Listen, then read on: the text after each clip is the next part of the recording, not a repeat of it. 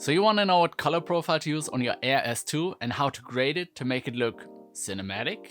Well, then stay right where you are.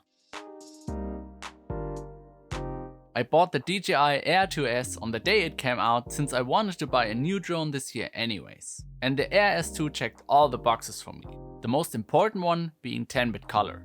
I bought the original Mavic Pro when it came out back in 2016, but sold it in 2020 after I haven't used it for almost 5 months on any commercial projects. But since we currently have a lot of client projects that require drone footage and I was fed up of renting one every time, I pulled the trigger on the Air 2S, including the Fly More combo. The great thing about the Fly More combo is that it comes with ND filters, which are necessary to keep your shutter as close to double the frame rate as possible, since motion blur is a big deal when it comes to cinematic footage. So my first tip is to adjust your camera settings manually. The problem with auto is that it will constantly adjust the settings trying to expose the image right, but this will result in amateur looking video footage. So the first thing to do is keep your shutter speed at double your frame rate.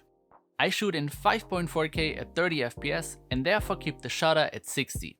And I set and leave the ISO at 100 if possible. Since the aperture is fixed at 2.8, you'll need ND filters to bring down the exposure of the image. And the set of 4, 8, 16 and 32 will help you with it. If it's still a bit too overexposed, even with the ND32 on it, I will bump up the shutter speed a bit since I'd rather have a little bit less motion blur instead of blown out highlights. Picture profile. I recommend to shoot everything in D-Log. It also automatically switches to H.265, which will result in small files and more information to get the best image possible.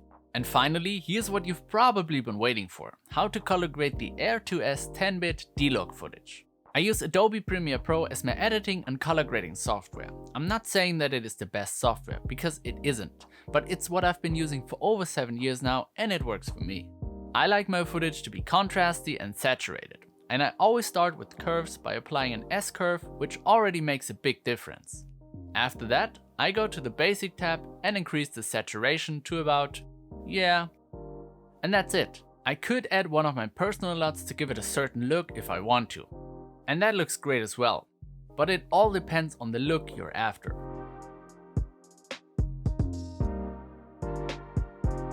Even though the whole base grade process didn't take very long and isn't that complicated, if you want to skip the whole process, I've created a LUT of this base grade which you can download for free.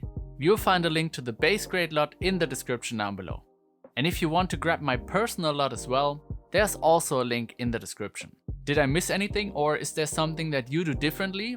Well, let me know in the comments down below. But that's it for today's video. Until next time. Peace.